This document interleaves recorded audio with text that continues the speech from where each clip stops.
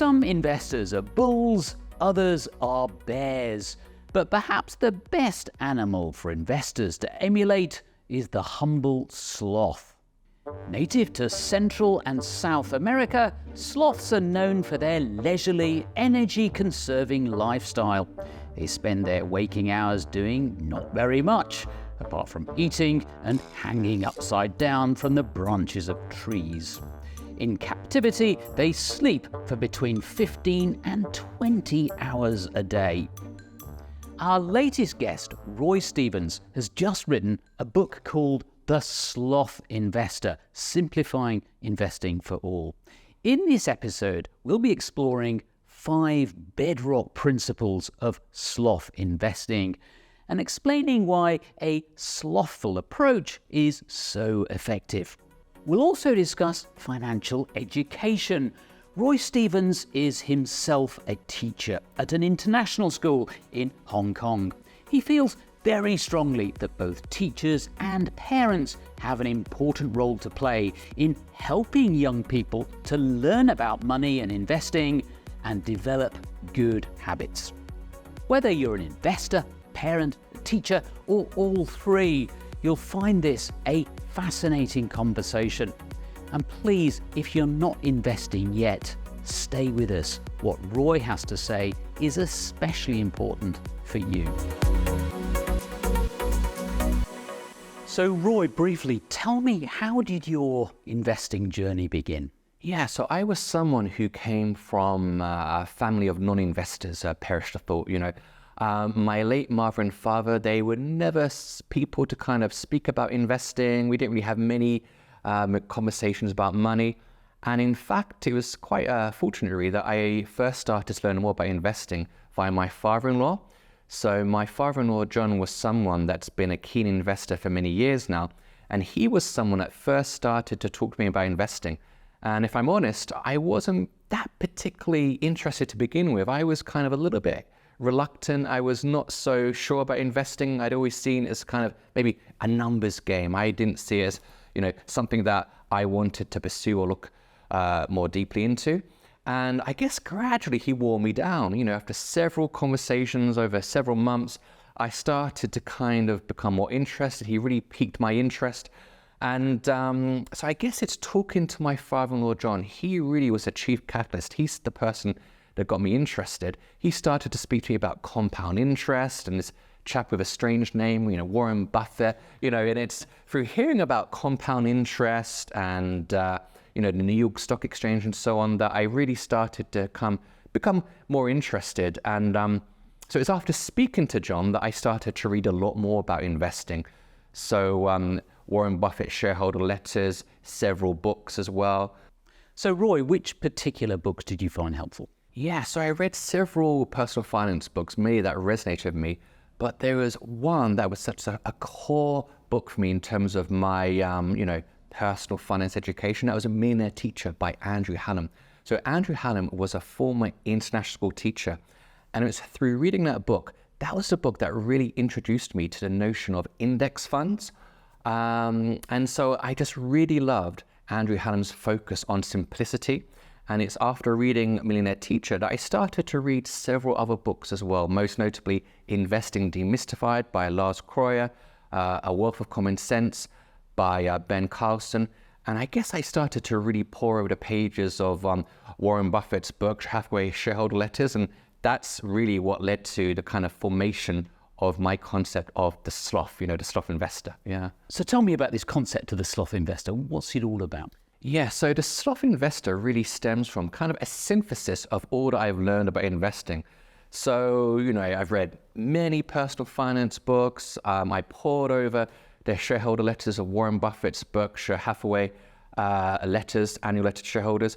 And he's got this great quote in his 1990 letter to shareholders: lethargy bordering on a sloth remains a cornerstone of our investing style. And I love that because that really speaks to me in terms of one of those great counterintuitive points by investing. The fact that, we think about most realms of life. If we're learning a foreign language, if we're learning a new instrument, it's effort, it's energy, it's activity that brings with it great reward. But one of those great counterintuitive points by investing is that, it's inactivity, it's less is more. You don't need to pore over the financial pages of a broadsheet newspaper. It's really that hands-off, couch potato, if you will, approach to investing that really, really spoke to me. And in terms of the kind of sloth philosophy, I kind of developed 5 bedrock principles that came about as a result of all that I've read about investing, So my acronym SLOTH, I've got these 5 bedrock principles: simplicity, low fees, own the world, time, and headstrong. And those principles came about as a result of all that I've read, discussed, learned about investing. So let's go through those principles in turn. Simplicity. So in terms of simplicity, again, it's one of those great counterintuitive points about investing, because I think in most realms of life, it takes great skill, great learning to become an accomplished doctor or dentist and so on. But for me, this is what I find fascinating about investing, is the fact that, a simple approach to investing brings with it great reward. I'm a great fan. You and I are both great fans of the late, great Jack Bogle, the founder of Vanguard. And he spoke again and again and again about the great majesty of simplicity. In my book, in chapter 5, I speak about Bogle and what he talks about there in terms of simplicity. So I think, sadly, too many people see investing as a numbers game, as a realm of life that is full of complexity, jargon, and I really, really want to hammer that point home. And I think I do in my book, the fact that a simple approach to investing really pays great dividends. And this is why the tagline, slogan, if you will, of my book is simplifying investing for all. So S stands for simplicity. What does L stand for? L is for low fees. So again, I think in most realms of life, we think that if we pay more, we're going to get a superior service. So if I have a back problem, I know that if I see a specialist, if I pay a little bit more, I'm likely to get that little bit more of a superior service. And I think we're accustomed to that as consumers in our contemporary world. But the great thing about the style of investing that you and I advocate is that in terms of index funds, if you're paying low fees, that again is going to bring with it great reward. Because sadly, in terms of the compounding effect of high fees, if you're paying high fees for a particular investing fund, then sadly that's going to, really, really going to have a negative effect upon your overall portfolio. And that's why I'm such a great fan of Vanguard, the late great Jack Bogle, because what they've done for the investment management industry in low fees, I just think it's had such a democratizing effect for the contemporary investor. So low fees is key. What's the third principle? Yeah, so my third bedrock principle is own the world. So I talk about the fact that, look, none of us have a crystal ball.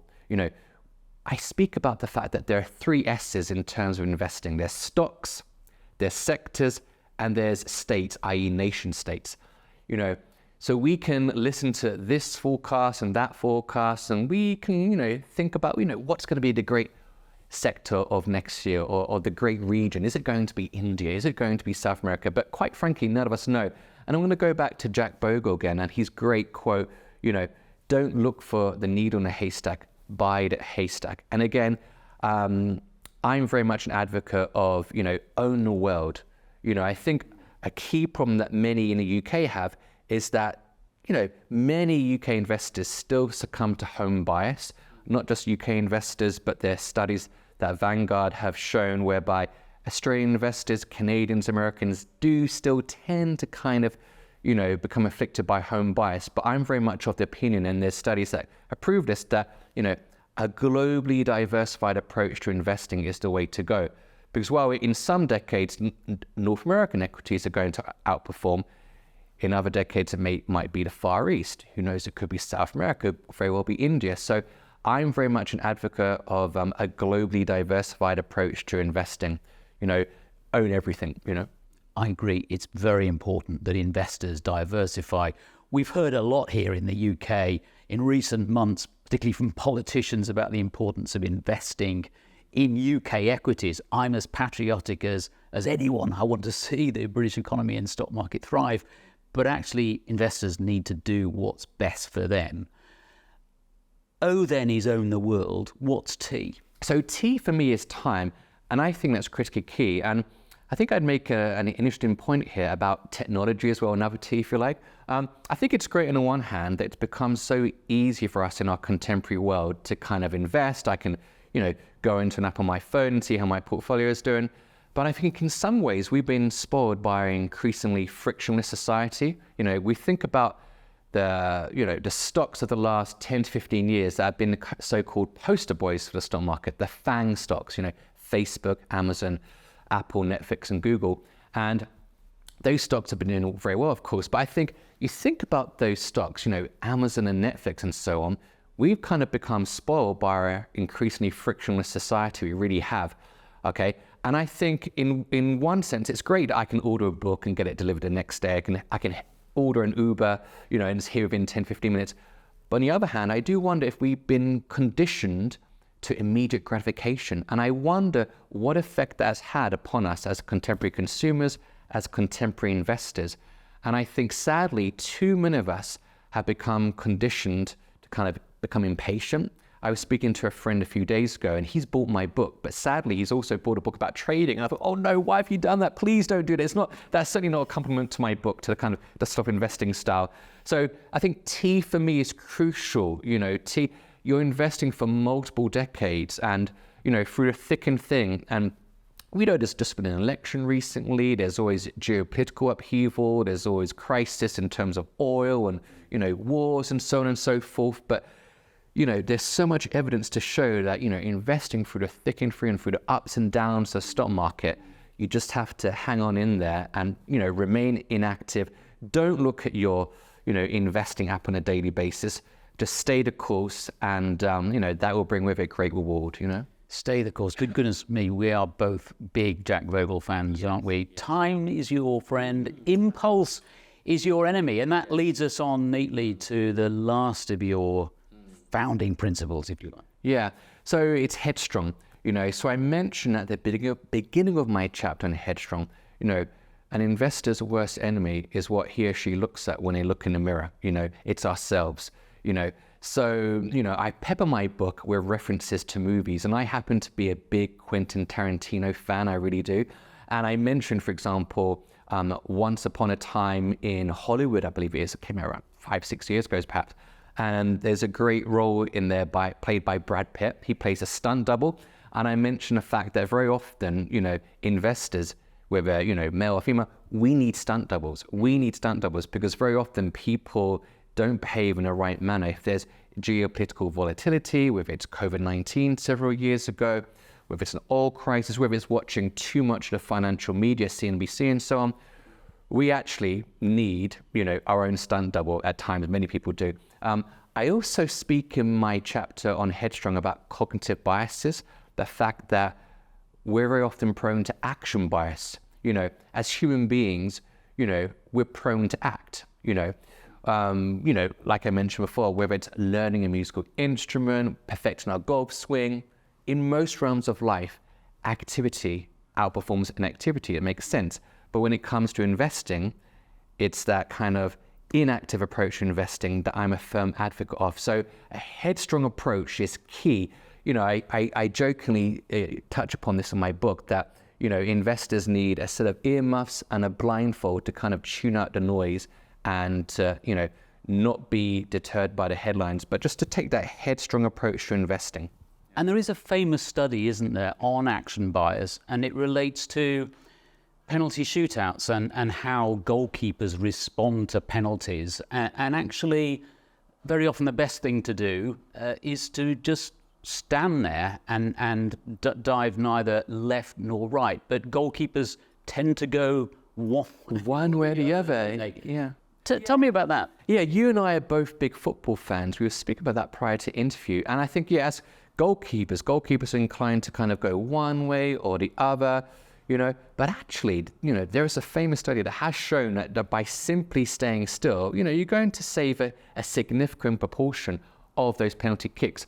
I also love to make that analogy to a bar of soap. So Warren Buffett's got this great analogy that he speaks about whereby, he compares a bar of soap to our investment portfolios.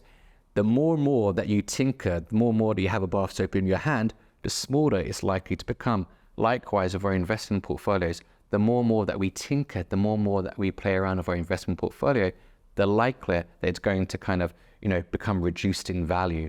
I think we can, as contemporary investors, succumb to analysis paralysis. Should I have this percentage to this region of the world? Should I buy this hot stock? There's this broadsheet newspaper that's advocating this region of the world to investing. Whereas, a hands-off, less is more approach to investing is the way to go. So I really love the analogy that Buffett makes to a bar of soap. I really do. We were talking as well earlier about choice, the fact that there is just so much choice that we're bombarded with. And of course, we have choices of decisions to make about investing all the time, to buy or sell. And of course, we have all these funds as well, don't we? Far more funds than we actually need. And you were explaining that another of your big cultural icons, if you like, Mick Jagger, has helped investors, if you like, with his lyrics. Tell me about that. It's so funny. I happen to be a very big Rolling Stones fan, and I bought a book several years ago in which, the author speaks about the meaning behind particular Rolling Stones songs. And, Satisfaction, of course, is perhaps their signature tune, written in 1965. And, many people have got different understandings of that song. But when he speaks about I Can't Get No Satisfaction, Mick Jagger was speaking there about contemporary consumerism and the fact that I think he just visited America and he was just amazed and bedazzled by, an aisle in a supermarket, and there was just such an abundance of choice. Oh, so many different varieties and brands of soup, of cornflakes, for example. So he's speaking there about just the abundance of choice available to him. And to go back to investing, I think that's something that can put off contemporary investors. The fact that there are so many choices available, regional funds, hot stocks, and so on. But one of the great advantages that contemporary investors have is that they can just own the world in one single fund. And I would also make the point as well, is that if you buy a succession of different funds, a South American fund, a European fund, a North American fund, the tech sector, the health sector, well, fees are going to rack up. That's going to cause such a compounding effect upon your overall return, because the fees of each of those funds are really going to make a great dent into your overall portfolio return. Yeah. So all this stuff, the importance of time, diversification, good discipline, it's so obvious to the likes of you and me, but there are still so many people who don't get it. Why is that? That's a great question. I think a key reason is just exposure. A key reason is that sadly in our educational system, not enough people learn about this style of investing. I think, sadly, I guess you could say money talks. So I guess active investing gets quite a bit of coverage still in broadsheet newspapers, particularly in the UK here. But I think to go back to education, I think sadly, not enough people know about this style of investing, this kind of low-fee, globally diversified index approach. I think very much in the US, there's greater exposure there, and we can think about key figures such as the late great Jack Bogle, there's J.L. Collins. Even in Canada, I've spoken about Andrew Hallam, who's been a key influence upon me, author of Millionaire Teacher, Millionaire Expat. But sadly in the UK, I just don't think, whether it's in the UK media or in the British education system, we just don't know enough still about this style of investing. So I think they're, for me, two key reasons, yeah. So, like Andrew Hallam, you are a teacher, an international teacher at a school in Hong Kong. And you are a great believer, aren't you, in actually teaching children at school about things like compounding, the benefits of investing for a very long time, benefits of diversification and so on. Tell me about that. Yeah, so I'm a key advocate. And I think from that gradual age of kind of 8, 9, 10 up into the secondary age range, that's something that I'm really passionate about. I mean, you could even begin with kind of 9, 10-year-olds using analogies. So I often like to use the analogy of a snowball in terms of teaching about compound interest. So we think about a snowball, a snowball gradually becomes bigger and bigger and bigger as it rolls down a hill, it becomes bigger. And that's a great analogy to use in terms of compound interest. And I think as you start to talk to older students about investing, 12, 13, 14 years of age, You could then talk about index funds and the beauty of owning the world. And I literally bring out a globe and I talk to the kids about the fact that, you know what, you don't need to worry about which region of the world is going to outperform, because quite frankly, none of us have a crystal ball. So I speak about owning the world there again, bringing in my third Bedrock principle. But I think it's critically key. And I spoke about in-group bias earlier on, but I was someone who grew up in a family of non-investors. Neither of my parents were investors. They had no prior interest in the realm of personal finance, had no interest. So I think it's critically key, because in so many families, these are not discussions that are taking place. So I think it's key that in the educational system, people are learning about this evidenced approach to investing, because sadly, there are, ways to invest that do not align with evidence and that are going to lead people to lose money, Exactly. As you say, there is very little taught about investing in schools. And when it is taught or when it's discussed in school, it's in the context, for example, of a stock picking competition, which of course, as far as I'm concerned, actually does more harm than good, because it kind of gives the students the impression that they're geniuses just because over the course of the summer term, the stocks that they've picked or whatever have gone up. I don't find that helpful. What's your thought on that? No, I agree with that as well. I mean, so there's so much evidence to show that stock picking approach to investing, it's not going to bring with it great success over many years. So you might get lucky, so there may be active management funds that get lucky over a year or two, but authors such as J.L. Collins, Rick Ferring Estates, yourself, they've shown that over the long term, it's very tricky to kind of outperform the market. There was that famous bet that Buffett did as well with an active management company. I think it was in 2009, and he wagered that would it be an S&P 500 index fund or an active management fund that would kind of outperform. And again, Buffett showed that a simple S&P 500 index fund was the way to go. I'd also make the point as well about savings literacy. So it's great that, in many schools, particularly in the UK, students are able to learn about the importance of saving their money, not getting into debt. But I would make the point that, okay, well, if you're saving your money, that's great. But then what to do with the money that you've accumulated? Okay, so I fundamentally feel that in the UK, not enough has to be spoken about investment literacy. So yes, savings literacy is fantastic. But what about investment literacy? How can I, as a 15, 16-year-old UK person, how can I invest my money in a way that's aligned with evidence? I think that's critically key, investment literacy.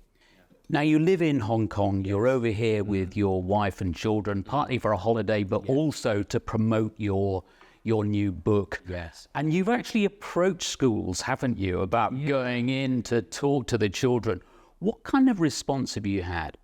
It's very sad. I wish I could say that the response has been positive, but that's unfortunately not been the case. So, I write, a very, a positive email, polite email to many schools in my home borough, the London Borough of Bromley. And it's unfortunately the case that I've not received response from those schools in terms of going in to talk about schools, about financial literacy, about how to invest. I'd love to kind of speak about Jack Bogle and the wonders of compound interest and talk about Vanguard and index funds and talk about my 5 Bedrock principles, but it's sadly not the case that, schools have not been receptive to what I want to talk about. I simply want to talk about, what Nobel Prize winners have to say about the wonders of index funds and so on, but the pickup's not been there, unfortunately. You're right, that is so disappointing. You'd think they'd bite your hand off with that offer. What is the answer then? How do we educate children about investing? Is it down to parents? Is it down to schools? A combination of the two? It's a great question. I think it's a multifaceted approach, really. I think to any parents who are watching this video, do speak to your child, about the wonders of compound interest, about Jack Bogle, about index funds and so on and so forth. And to any other educators, whether they're in the UK or anywhere in the world watching this video, I would also say that, yes, there's a lot to get through in terms of curriculum coverage. Of course there is. But, never underestimate the importance of personal finance and financial literacy. So I think it's critically key. And here in the UK, I've had an election within the last week as well. So I'd like to see, a new government doing all that they can to push financial literacy, not just savings literacy, but also investment literacy. So there's so much more that can be done in that respect. It's incredibly frustrating to kind of not have the opportunity to go in and to speak to students, 14, 15, 16 years of age. But, I'll continue to do all that I can in future years to kind of knock on a door and talk about, the merits of, investing like a sloth and to outline my 5 Bedrock principles.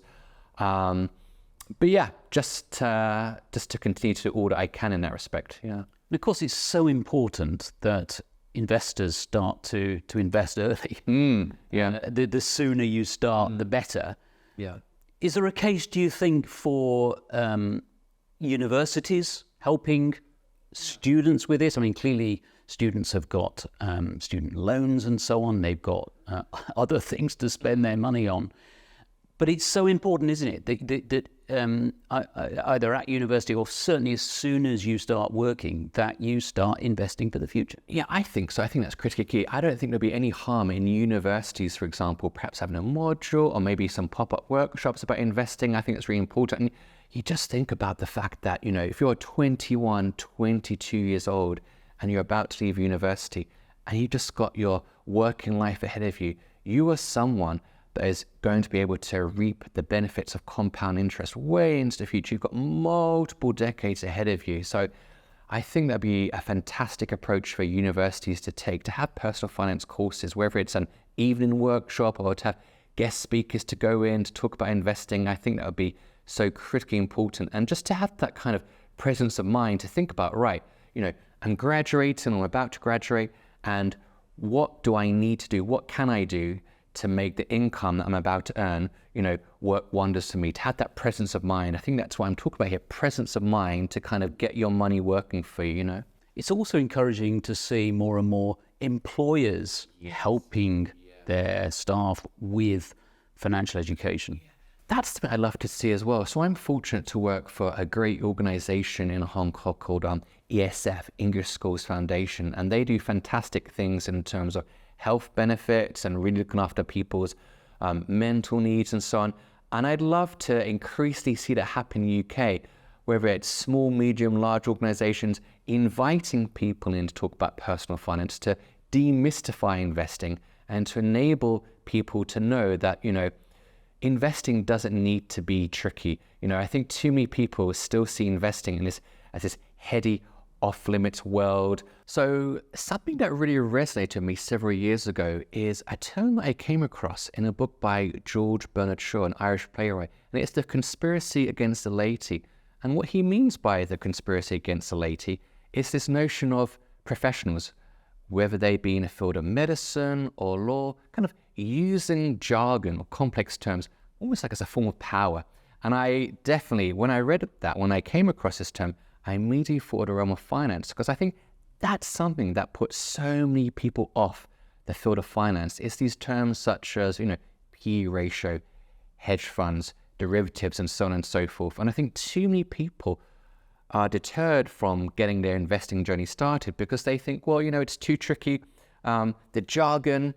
And something that I think is really important too, and I hope that I do in my book, is to demystify investing. I think too many people don't begin their investing journey because of this jargon, and they think it's not for me. It's a numbers game, or it's gambling, and it's not something that I, me, Mr. Joe Average or Mrs. Jolene Average, can really get started with. So I think it's critically key for us who are looking to kind of demystify finance to remind people that anyone can invest. And that's why in my book I mentioned, for example, 3 ordinary people that became extraordinary investors: a teacher, a mechanic, and a secretary. So from the outset of my book, I talk about those 3 ordinary people that became extraordinary investors. And actually, there's not a great deal that you have to get your head around as an investor.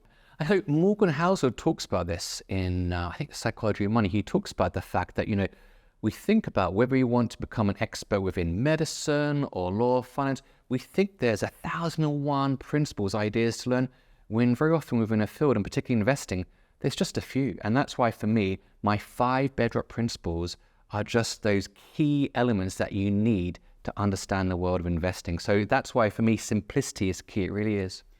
Roy, it's been fascinating talking to you. There are just two more questions I'd like to ask. The first is, for someone who's watching this and thinking, right, it's time for me to stop procrastinating. I'm going to learn about investing, how to do it, and get started. What would you recommend? It's education. I think just spending a couple of hours one afternoon, really taking the time to learn more about investing. And again, it doesn't need to be complex. In my book, The Sloth Investor, my slogan is simplifying investing for all. So I outline my 5 Bedrock principles. I talk about key investors that have influenced me from the past, such as Jack Bogle, Warren Buffett, Morgan Housel, Benjamin Graham. I mentioned yourself in one of my chapters earlier on as well. And I think it's just a wise investment of your time. Take an afternoon, read my book. You can check out my YouTube channel as well. And just, take that moment to really get started. And it's not complex. Anyone can do it. I speak about 3 key individuals in my book, 3 ordinary individuals, a teacher, a mechanic, and a secretary.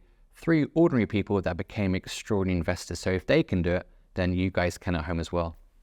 Like you, I have 2 children, and something I have taught them is the importance of investing early and investing in a low-cost, diversified manner with a very long time horizon. It's one of the best things you can do for young people. Finally, what would be your message to parents and to teachers? How can they encourage children to do the right thing and young people to do the right thing? Because let's face it, what with all these trading sites, all this cryptocurrency trading, all these rubbishy social media channels that are encouraging people to do all the wrong things, it's very tempting to do the wrong thing. Yeah. Fundamentally, I would say we have one life, and the opportunity cost of not investing is tremendous. So I've got friends and family members who have invested, and the opportunities that have opened up for them and for their children have been tremendous. So for me, the opportunity cost of not investing is tremendous. And I would talk about the presence of mind. So if you are a parent and you have a child, you just think about how you can smooth your child's path throughout life through the decisions that you take now. Getting started investing, thinking about what you can do for, your child, for yourself, perhaps it's even an early retirement, okay? So it is critically key. I always think about sliding doors. I'm not one for romantic comedies, but I remember that great movie from the late 90s of Gwyneth Paltrow, that sliding doors moment, and if it hadn't been for kind of talking to my father-in-law about investing, I never would have started investing myself. So I'd like to encourage people out there who are listening and watching to get started if you haven't done so already, and to just think about the great reward that can come with it through investing in this, low-fee, globally diversified, evidence-based approach. Just a reminder about your book, what it's called. Yeah, it's called The Sloth Investor. It's available on Amazon. It was released just a few weeks ago, and please do check it out. I provide copious amounts of evidence for my 5 Bedrock principles: simplicity, low fees, own well, time, and headstrong. It's received fantastic praise already. And just if you're someone who's had perhaps a bit of an investing imposter syndrome so far in your life, it's a great book to get you started. So yeah. I agree. It's a great book. Roy, you're an inspiration. Thank you very much for all the work you've done for investors. I've enjoyed your blog over the years, and your book too. Thank you very much. Thanks, Robin. Thank you.